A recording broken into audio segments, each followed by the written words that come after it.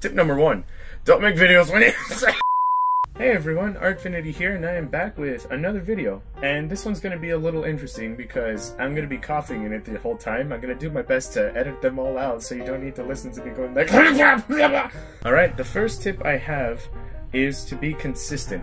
That's pretty much the best thing that you can do if you're actually trying to put yourself out there, is because a lot of people will show interest in what you're doing, and the best way for them to find out about you is if you're consistently putting things out there for people to see. It's pretty much like going fishing. If you only fish for like 10 seconds and you don't catch a fish, you're like, well, what the heck? I thought that I was gonna get all of this fish, but I didn't get anything, and what the heck, man? And then you actually just jump in the water and try to catch the fish with a paper bag. But the best thing that you can do for your audience is to be consistent. And it doesn't always just necessarily have to be on YouTube. There's a lot of social media around that you can use to kind of fill in that gap between the time that you upload a video to the next time you upload a video. A good example for that is Instagram. I actually use it to show some like behind the scenes stuff or just works in progress. Sometimes I add fire-breathing giraffes to it as a joke, but it keeps you in touch with your audience. They know what you're up to, you don't fall through the cracks, and it's something that keeps them involved and it keeps them interested in what you're doing, and it's overall just a lot easier to reach out to your audience. So being consistent, even if it's not just YouTube, use anything you can. Tip number 2 is to be yourself. And that's a tricky one because it's really hard to do for people who are camera shy or just barely getting used to YouTube. And I know that from experience. When I first started on YouTube, I had been on it for a year before I ever did a voiceover of any kind. And looking back at it, I could tell I was so nervous, I was really uncomfortable. And it's not like I was trying to be a person that I'm not, but it was just really awkward. And that kind of translated into the video. You could see that it was awkward. You could see that I wasn't having a very good time with it. But if you can actually work through that and you learn to become comfortable being yourself, it makes things a lot funner. You can make stupid jokes that people don't laugh at, but you laugh at anyway, so you say them anyway.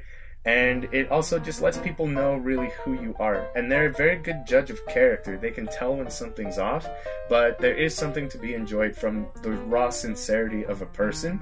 So if you can be sincere and be yourself, that's a way that you can really earn the confidence of a lot of people who decide to watch your videos, is because they know exactly what they're getting. You're not going to trick them.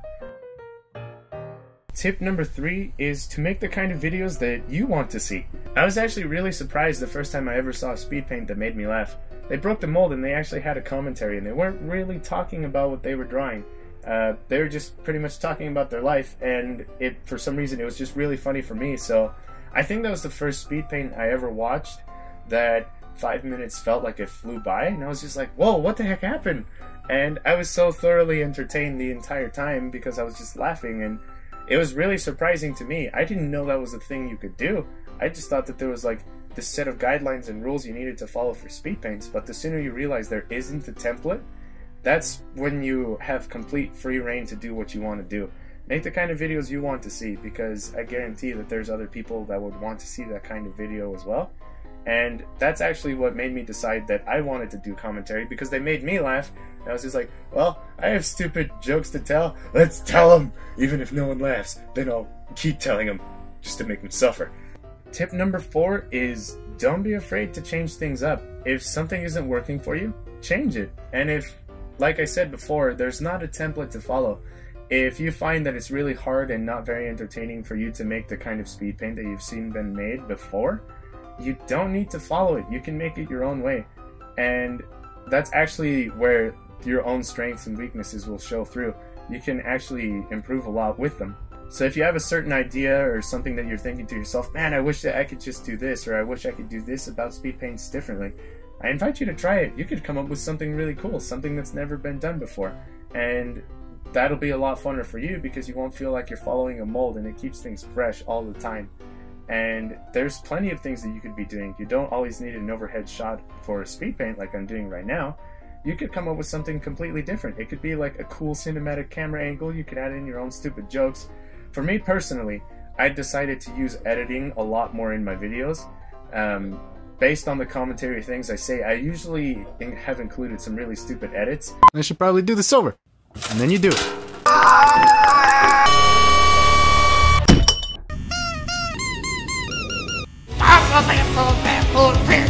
And it's just made videos so much funner for me to make. There have been times where editing has been funner than making the drawing itself.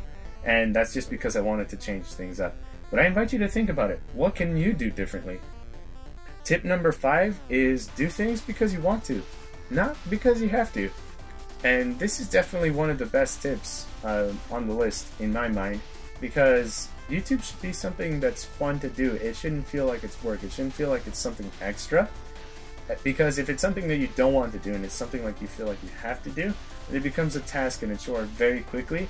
And there are a lot of people that just completely lose interest in their hobby because they're forced to use it so much and they don't take a break. So with this, if you ever find yourself getting sick of something, just think of it. Do you need a break? Do you need to move on to something else for a time?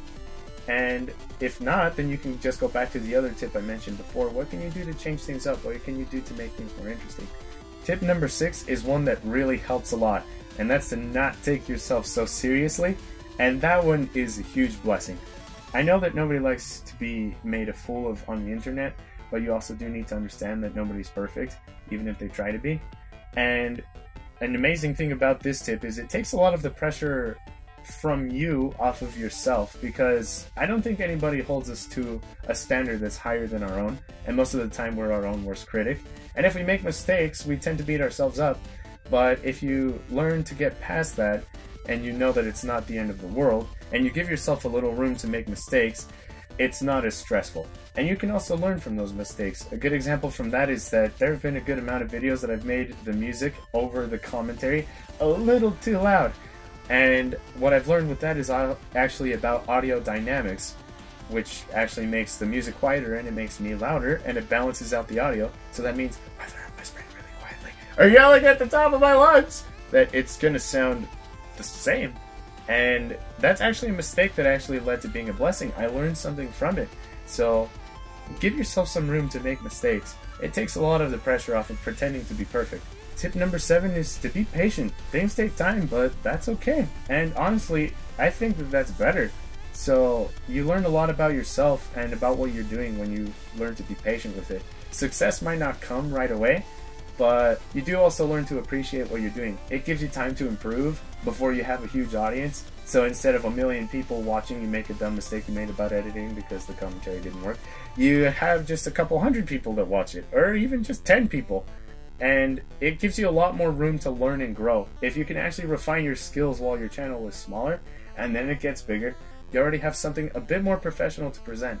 And it's a little bit more of an accurate representation of yourself because you took the time to refine your skills. And the pressure's not on right away to be like, oh no, I just uploaded my first video and my second video needs to be gold. Tip number 8, adversity is normal. Not everyone is gonna like what you do, but honestly, that's a life lesson. Not everyone's gonna agree entirely with the way you think, the way you see things, what kind of music you listen to, what kind of food you eat, or with what you draw. So it's a life lesson to be learned in that of itself, because everyone's different, everyone thinks differently, and not everyone's gonna like what you do.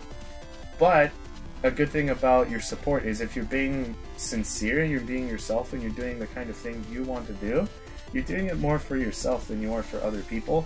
And most of the time you're going to have a community developed that generally likes what you're doing. So most of the time if you're doing something wholesome and you're being yourself, there's always going to be more people liking what you're doing than hating it. And honestly, you don't need the approval of everybody in the entire world, because nobody's ever had the approval of the entire world. You don't need it. What would you do with it? Probably take over the world? But just know that it's normal, it happens, it's not just drawing, so don't get discouraged. Don't stop doing what you're doing because somebody else doesn't agree with it. If it's something that makes you happy, isn't that really the thing that matters the most? And with this last tip, is to know and respect your audience. These are the people that have considered your content worthwhile. Don't betray their confidence by using them. And also, please know that having more subs does not make you better than anyone else. Like I said, we're all in the same boat. Everyone is different, and everyone has strengths and weaknesses, but subs don't increase your value as a human being if you're a terrible human being. The best thing you can do to have people care is show them that you care first. And honestly, the best thing about this one, if you know and respect your audience, that's really where the funnest part of YouTube comes from, is you start having a community with other people. I've met some amazing people just because I've been sincere and I've been myself, and they've been the same way. I've gotten to know a lot of them, and I've kept regular contact with a lot of them. I've made a lot of friends just because I've shown I care, and they care as well. And that's one of the best things. You can find people that share your same interests. You can find people that like the same things you do, and you become friends with them. And they can also be a huge support to you because they give you the motivation to be better and improve. But that only comes if you care about them. And I guess with this tip that I have to give, feel free to ignore me. These are just things that I've seen work for me. They might not work for everyone, but I do invite you to consider them. And with that, I want to hear your thoughts on this. Do you think these tips were useful? What are you going to change because you heard about them? Which one do you feel was the most helpful? And I'll be going through the comments, I'll be reading them, and I can't wait to hear from you guys. So with that, I'm going to go back to sleep because I sound like I've just lost an MMA fight with a boxing frog. And yep, I will see you guys in the next video. Bye! Testing microphone to make sure that I don't sound like a robot, so I don't lose all the commentary again, because that would make me really mad. So I won't, but this is a microphone test just to make sure that it works.